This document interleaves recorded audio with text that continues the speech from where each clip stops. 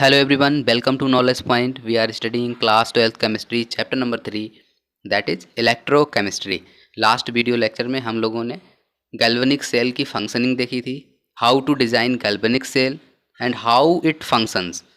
साथ ही साथ हम लोगों ने डिस्कस किया था how to calculate the cell potential के बेसिक फार्मूले क्या थे, वो सारी चीज़ें देखी थी। किस साइड ऑक्सीडेशन हो रहा है आपका, किस साइड रिडक्शन हो रहा है।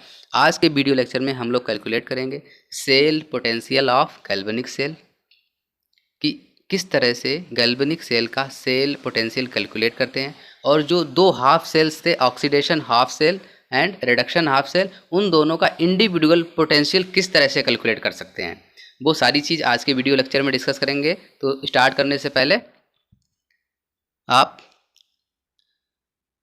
फोकस करिए वीडियो पे। तो सबसे पहले स्टार्ट करेंगे किससे, सेल पोटेंशियल से। और हाँ, जो भी लोग इस लेक्चर को देख रहे हैं वो सभी लोग वीडियोस को सब्सक्राइब ज़रूर करें। चैनल को सब्सक्राइब करेंगे तो आपको जैसे ही वीडियो अपलोड होगा नोटिफिकेशन आ जाएगा, उससे आपको पता चलता रहेगा कि हाँ वीडियो अपलोड हो चुका है। अदरवाइज आपको पता नहीं चलेगा कि वीडियो अपलोड हो रहे हैं। तो चलिए स्टार्ट करते हैं। Cell potential. सेल पोटेंशियल क्या होता है? सेल पोटेंशियल बेसिकली डिफरेंस होता है बिटवीन द इलेक्ट्रोड पोटेंशियल्स। और ये इलेक्ट्रोड पोटेंशियल्स कौन से पोटेंशियल्स होते हैं? Reduction potentials of cathode and anode. Means cathode और एनोड के जो रिडक्शन पोटेंशियल्स होंगे उनका डिफरेंस क्या कहलाता है? सेल पोटेंशियल कहलाता है। आपने देखा था गैल्वेनिक सेल के दो पार्ट होते हैं, left part and right part. ये है आपका लेफ्ट पार्ट, ये है आपका राइट पार्ट। इसमें एक जिंक की रॉड है और एक कॉपर की रॉड है। ये रही इसमें एक जिंक की रॉड, राइट साइड में क्या होगी आपकी? कॉपर की रॉड होगी। तो लेफ्ट साइड में आपने देखा था कि जिंक की रॉड का ऑक्सीडेशन हो रहा है, और इधर जो राइट साइड में आपकी कॉपर की रॉड थी वहाँ पे क्या हो रहा था? रिडक्शन की प्रोसेस हो रही थी। तो जो सेल पोटेंशियल है वो एक्चुअल में क्या था? अब आपने ये भी देखा था कि लेफ्ट साइड में ऑक्सीडेशन हो रहा था, और जिस इलेक्ट्रोड पे ऑक्सीडेशन होगा उसको हम लोग क्या कहते हैं? एनोड कहते हैं। जिस इलेक्ट्रोड पे रिडक्शन होता है उसको हम लोग कैथोड कहते हैं। इतनी बात समझ में आ गई। इसके बाद एनोड का जो पोटेंशियल डिफरेंस होगा। अब एनोड पे दो पोटेंशियल डिफरेंस हो सकते हैं।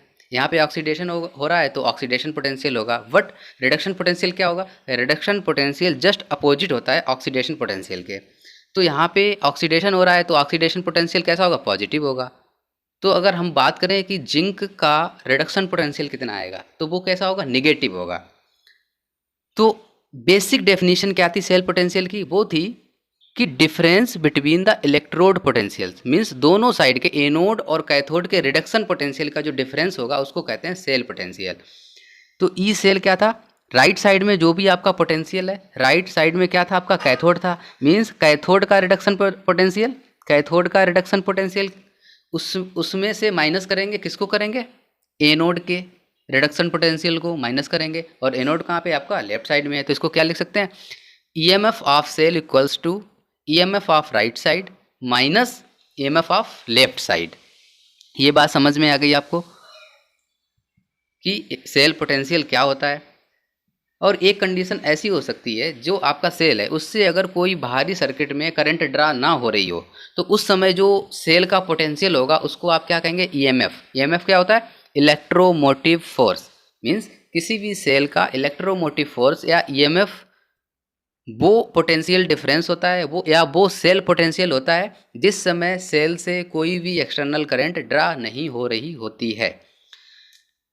तो लास्ट वीडियो लेक्चर में हमने बताया था कि लेफ्ट साइड में आपका क्या हो रहा था? ऑक्सीडेशन हो रहा था। ऑक्सीडेशन किसका हो रहा था? जिंक का हो रहा था। तो जिंक का ऑक्सीडेशन होगा तो क्या हो जाएगा? जिंक कन्वर्ट हो जाएगा आपका जिंक आयंस में, और जिंक के ऊपर आ जाएगा 2 पॉजिटिव चार्ज, और ये रिलीज कर देगा 2 इलेक्ट्रॉन्स। इसी तरह से तो ऑक्सीडेशन होता है। मींस किसी भी एटम का चार्ज अगर इंक्रीज हो रहा है तो उसका ऑक्सीडेशन हो रहा है। ये एक शॉर्टकट है जिससे आप आइडेंटिफाई कर सकते हैं। और अगर चार्ज डिक्रीज हो रहा है तो उस एटम का रिडक्शन हो रहा है।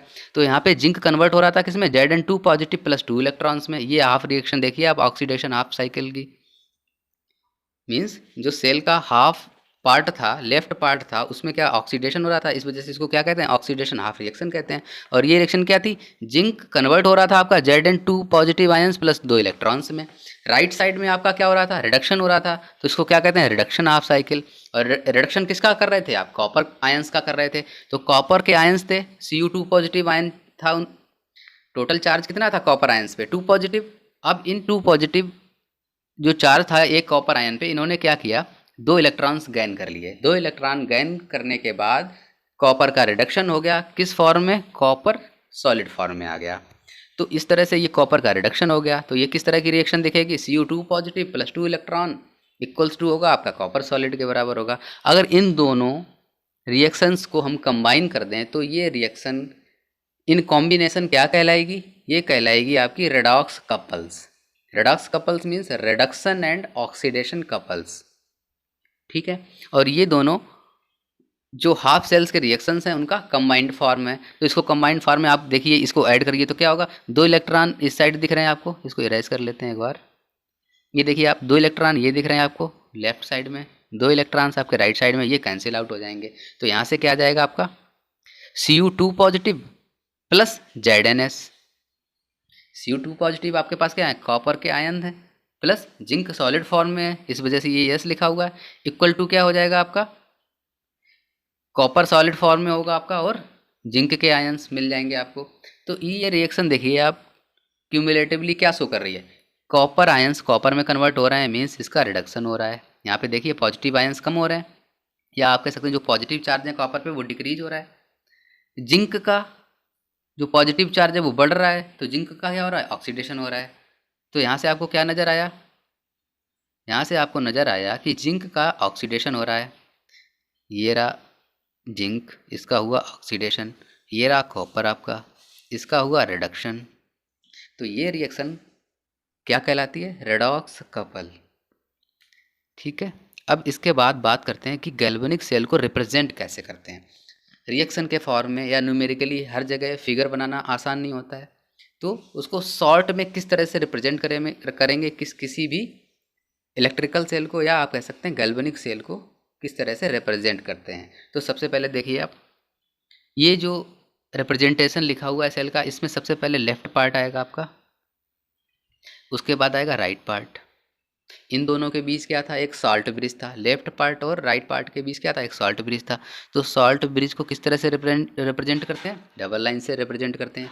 अब लेफ्ट पार्ट में क्या था आपका, लेफ्ट पार्ट में आपके पास 2 चीज़ें थी, एक जिंक की रॉड थी, और क्या था, और एक जिंक सल्फेट का एक्वस सोल्यूशन था आपके पास। तो जिंक सल्फेट का जो एक्वस सोल्यूशन था उसमें कौन कौन से आयंस थे, Zn2 positive and sulphate ions थे। अब यहाँ पे क्या हो रहा था आपका, लेफ्ट साइड में हो रहा था ऑक्सीडेशन, मीन्स जिंक कन्वर्ट हो रहा था आपका Zn2 पॉजिटिव आयंस में। तो हम लोग लेफ्ट साइड में क्या रिप्रेजेंट करेंगे, जिंक का ऑक्सीडेशन रिप्रेजेंट करेंगे, और राइट साइड में कॉपर का रिडक्शन रिप्रेजेंट करेंगे। तो लेफ्ट साइड में अगर हमको जिंक का ऑक्सीडेशन रिप्रेजेंट करना हो तो किस तरह से करेंगे, पहले तो था आपके पास क्या, जिंक था सॉलिड फॉर्म में, फिर इसका ऑक्सीडेशन हो गया, क्या बन गया, Zn2 पॉजिटिव एक्वस फॉर्म में बन गया, और इन दोनों के बीच क्या लगाएंगे, एक वर्टिकल लाइन लगाएंगे आप, जिससे आपको पता चलेगा कि zinc solid Zn2 positive ion में कन्वर्ट हो रहा है, इट मीन्स लेफ्ट साइड में आपका ऑक्सीडेशन हो रहा है। Similarly in the right side क्या हो रहा था, रिडक्शन हो रहा था, किसका, कॉपर आयंस का। तो ये देखिए आप राइट साइड में कॉपर आयंस किस में कन्वर्ट हो रहे थे, कॉपर सॉलिड में कन्वर्ट हो रहे थे। तो इस तरह से राइट पार्ट को रिप्रेजेंट करेंगे। इसका मतलब है आप किसी भी रिएक्शन को देख के बता सकते हैं कि गैल्वेनिक सेल में कौन सा इलेक्ट्रोड, किस मेटल का इलेक्ट्रोड यूज़ किया गया है, किस मटेरियल का, या कौन सा इलेक्ट्रोलाइट है लेफ्ट साइड में, कौन सा मेटल राइट साइड में है, कौन सा इलेक्ट्रोलाइट राइट साइड में प्रेजेंट है, और किसका ऑक्सीडेशन हो रहा है, किसका रिडक्शन हो रहा है। ये सारी की सारी इन्फॉर्मेशन आपको इस रिप्रेजेंटेशन से मिल जाती है, ठीक है। फिर से एक बार रिवाइज करते हैं। ई सेल आपने क्या कैलकुलेट किया था, ई सेल था आपके पास टोटल, एक तो फार्मूला था कि जो रिडक्शन पोटेंशियल है आपका कैथोड का, उसमें से माइनस कर दें, क्या माइनस कर दें, reduction potential of anode. Means एक फार्मूला था आपके पास, E cell equals to reduction potential of cathode minus reduction potential of anode, एक तो फार्मूला ये था। दूसरा क्या था दूसरा आपने देखा था कि जो आपके पास एनोड का ऑक्सीडेशन पोटेंशियल होगा उसमें अगर हम ऐड कर दें कैथोड का रिडक्शन पोटेंशियल, वही तो ईएमएफ ऑफ सेल होगा। मीन्स राइट साइड में जो आपका ईएमएफ आपको मिला और लेफ्ट साइड में जो आपको ईएमएफ मिल रहा है, उन दोनों का अगर हम सम कर दें तो वही तो ईएमएफ ऑफ सेल होगा। तो यहाँ से क्या आ जाएगा आपका E cell equals to oxidation EMF of anode plus reduction potential of cathode. तो इन दोनों का सम कर देंगे। बट आप जानते हैं, क्या जानते हैं कि जो एनोड का ऑक्सीडेशन पोटेंशियल होगा वो जस्ट अपोजिट होता है एनोड के रिडक्शन पोटेंशियल से। तो यहाँ पे ये वैल्यू आप अगर रख देंगे तो आपको क्या मिल जाएगा, देखिए आप, ई ऑक्सीडेशन पोटेंशियल ऑफ एनोड की जगह आप ये रखिए तो आपको क्या नज़र आया, E cell equals to E R P cathode. ये रहा ई आर पी कैथोड, ये जैसा था वैसे ही रहेगा। अब यहाँ पे आपने रख दिया क्या, नेगेटिव का ई आर पी एनोड। तो यहाँ से आपको क्या मिला, क्या नज़र आया आपको, आपको यहाँ से नज़र आ रहा है कि जो दोनों साइड के रिडक्शन पोटेंशियल्स हैं, कैथोड का रिडक्शन पोटेंशियल एंड एनोड का रिडक्शन पोटेंशियल, इन दोनों का जो डिफरेंस है वही तो ईएमएफ ऑफ सेल है। यही तो है ना, ये आपको क्लियर हो गया होगा अब तक। तो जो रिडक्शन पोटेंशियल कैथोड का होगा उसमें से क्या करेंगे, एनोड के रिडक्शन पोटेंशियल को सब्सट्रैक्ट कर देंगे तो आपको मिल जाएगा ईएमएफ ऑफ सेल। शॉर्ट में आप इसको कह सकते हैं E right, EMF of right side minus EMF of left side. इसको आप कैसे और लिख सकते हैं, एक और फॉर्म में लिख सकते हैं आप, ईएमएफ ऑफ सेल क्या हो जाएगा, EMF of cathode reduction potential of cathode. तो कैथोड पे आपका क्या हो रहा था, रिडक्शन हो रहा था। कैसे हो रहा था, Cu2 पॉजिटिव आयन Cu में कन्वर्ट हो रहे थे। तो कैसे लिख दिया आपने, ई Cu2 positive ion vertical line Cu। समझ में आ गया कि रिडक्शन पोटेंशियल है किसका, कॉपर का, और ये किस साइड था, राइट साइड में था, माइनस क्या था, reduction potential of left side. अब आपने देखा था कि Zn का ऑक्सीडेशन हो रहा है, बट यहाँ पे आपको क्या राइट करना है, रिडक्शन पोटेंशियल राइट करना है। इसी वजह से तो यहाँ पे नेगेटिव साइन आया है, क्योंकि आप जो राइट कर रहे हैं उससे अपोजिट रिएक्शन आपकी एक्चुअल में हो रही है। तो इसी वजह से यहाँ पे आपको नेगेटिव साइन से हो रहा है।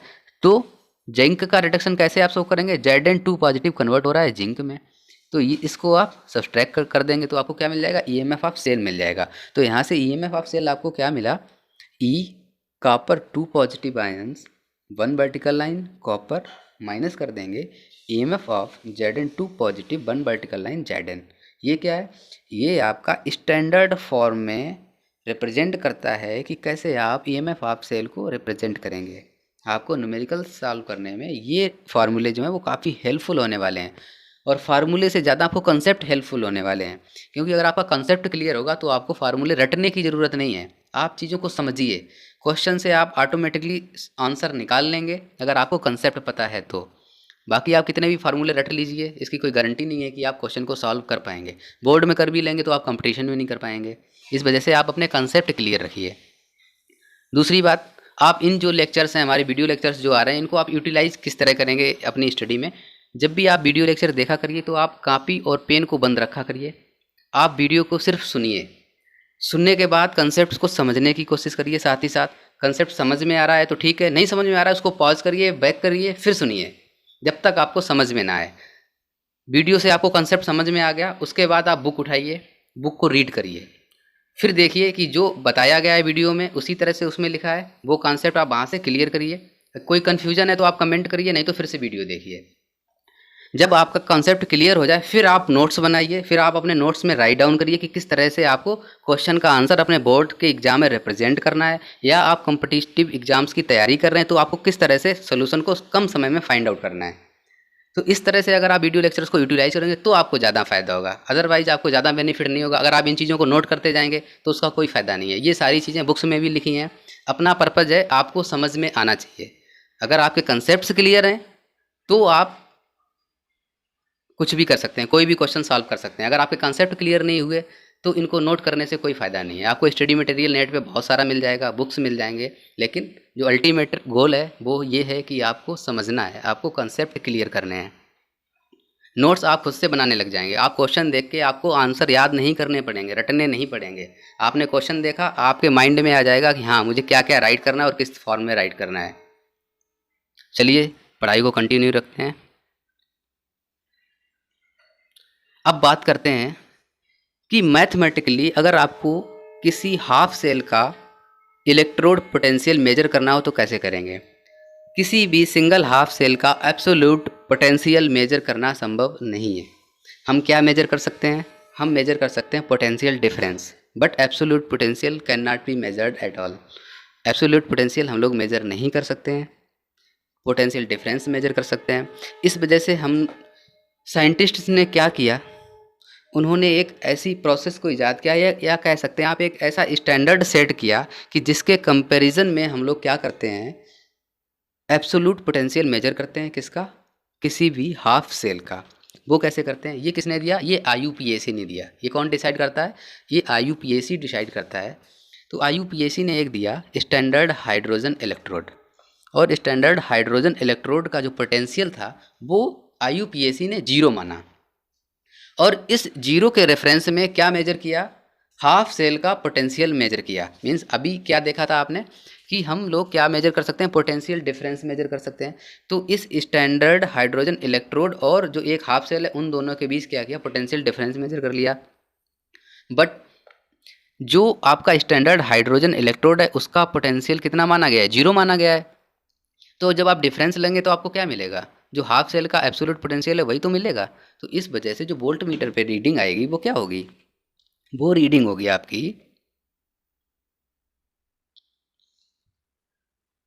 Standard hydrogen electrode. तो अब डिटेल में समझते हैं स्टैंडर्ड हाइड्रोजन इलेक्ट्रोड या सी क्या है, उसको कैसे रिप्रेजेंट करते हैं, और किस तरह से या किस प्रोसेस से आप किसी भी हाफ सेल का एब्सोल्यूट पोटेंशियल कैलकुलेट करते हैं। तो चलिए पहले देखते हैं सी है क्या एक्चुअल में। साइंटिस्ट ने क्या किया, एक जनरल या आप कह सकते हैं एक स्टैंडर्ड इलेक्ट्रोड बनाया। स्टैंडर्ड इलेक्ट्रोड किस तरह का बनाया, ये देखिए आप। क्या किया साइंटिस्ट ने? 1 मोलर कंसंट्रेशन का 1 मोलर, मोलैरिटी क्या होती है? Number of moles of solute divided by volume of solution in litres. Volume of solution किस में होगा? लीटर में होना चाहिए। तो 1 मोलैरिटी का क्या लिया? सॉल्यूशन लिया, जिसकी मोलैरिटी कितनी थी? 1 m, और एक ऐसा सॉल्यूशन लिया जिसमें H पॉजिटिव आयंस प्रेजेंट हो। तो यहाँ पे H पॉजिटिव आयंस भी कितने हो जाएंगे? 1 मोल हो जाएंगे। तो 1 m मोलैरिटी का सॉल्यूशन ले लिया इन्होंने H पॉजिटिव आयंस का। तो यहाँ पे कितने? 1 m H पॉजिटिव आयंस है। फिर क्या किया इन्होंने, एक ये ट्यूब लगाई, इसमें ट्यूब फिक्स की, और इसके अंदर हाइड्रोजन गैस को एंटर किया। और कितने प्रेशर पे एंटर किया? 1 बार। ये स्टैंडर्ड प्रेशर है, इस प्रेशर पे ही एंटर करना है। तो क्या क्या स्टैंडर्ड है इसमें?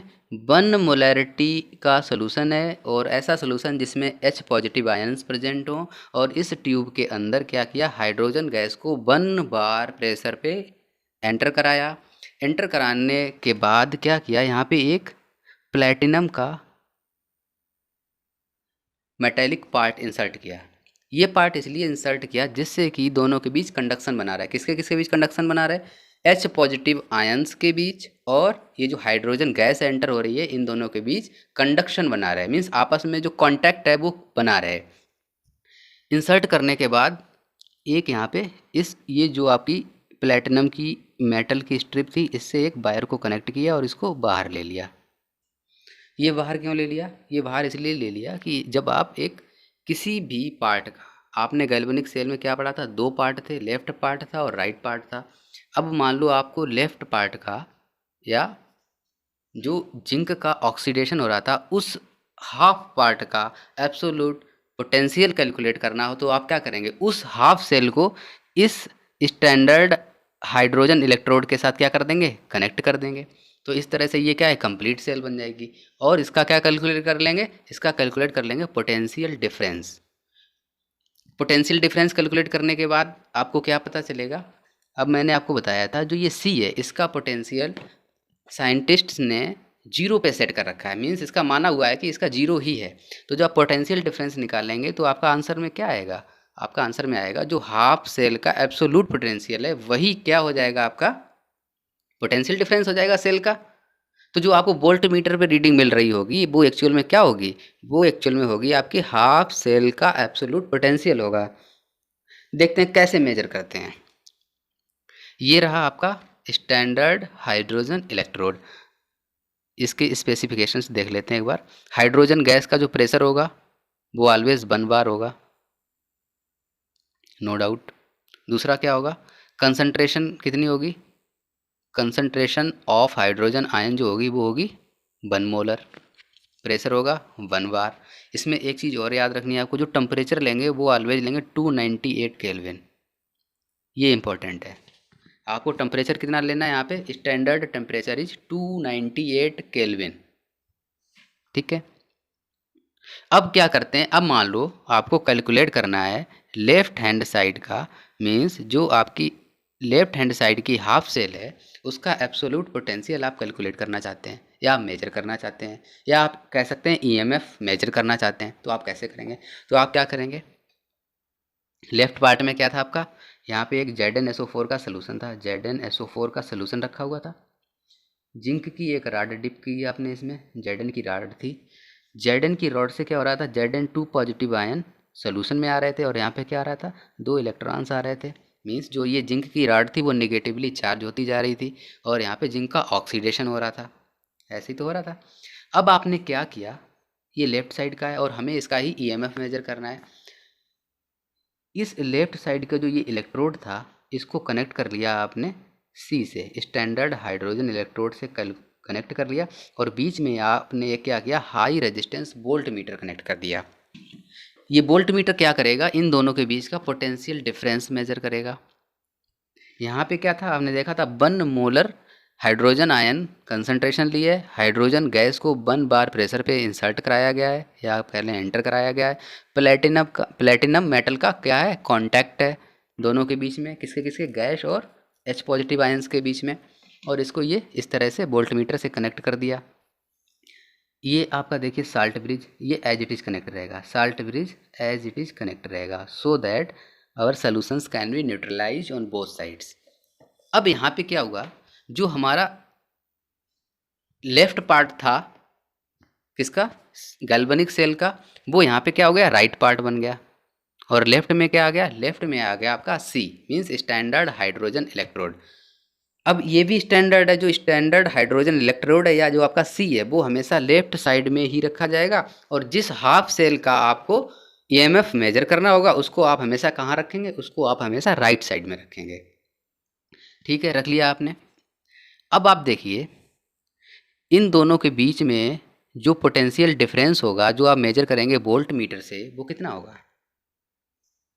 आपने क्या देखा, ई सेल कितना था, ई सेल इक्वल्स टू था ई ईएमएफ ऑफ किस साइड का, राइट साइड का EMF minus EMF of left side.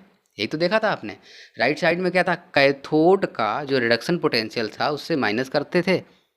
कैसे माइनस करते थे, कैथोड के रिडक्शन पोटेंशियल से आप माइनस करते थे एनोड का रिडक्शन पोटेंशियल। यही तो सेल का ईएमएफ था। ठीक है।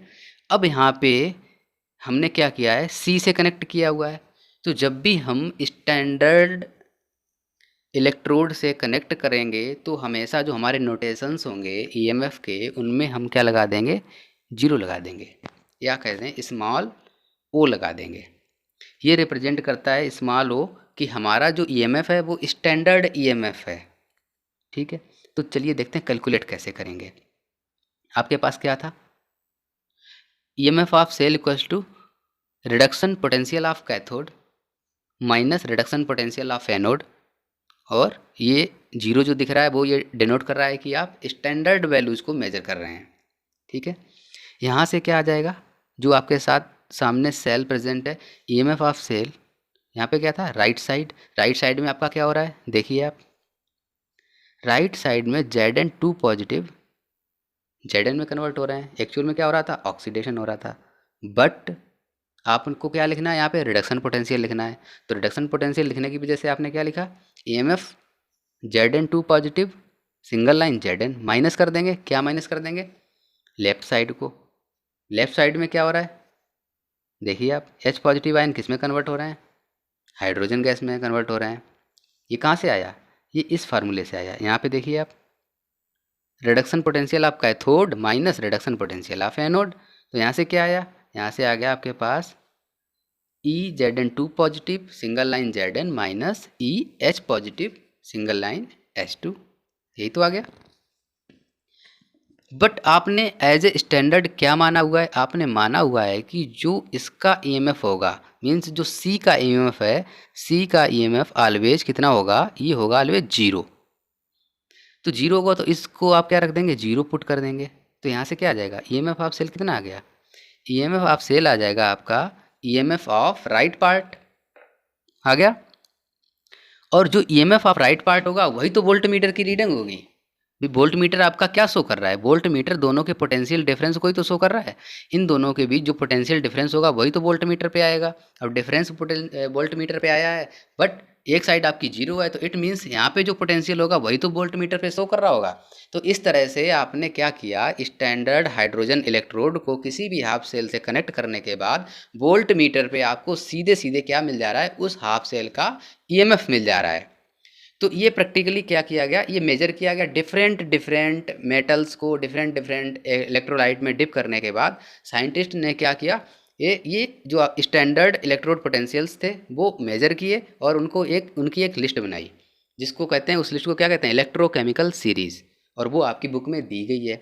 और ये जो स्टैंडर्ड पोटेंशियल्स होंगे वो आपके न्यूमेरिकल्स में जनरली गिवन होते हैं, तो उनका यूज़ करके आप न्यूमेरिकल को सॉल्व कर लेंगे।